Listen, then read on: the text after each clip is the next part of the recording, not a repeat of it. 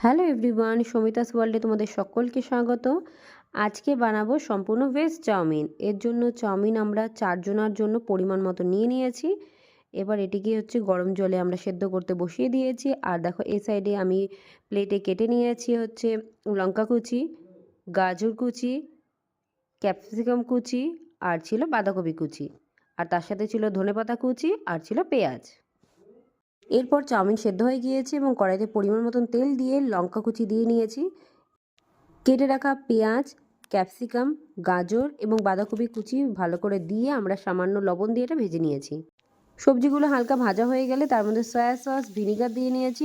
এরপর সেদ্ধ করা চাউমিনটি আমরা দিয়ে দেবো এবং তার মধ্যে আবার সয়া সস আর ভিনিগার দিয়ে নেব। তার মধ্যে যা যা প্রয়োজনীয় চাউমিনের মশলা, সমস্ত মশলা দিয়ে ভালো করে মিক্স করে নেব খানিকক্ষণ।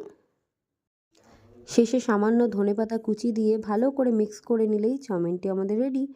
তোমরা অবশ্যই জানিও তোমাদের কেমন লেগেছে।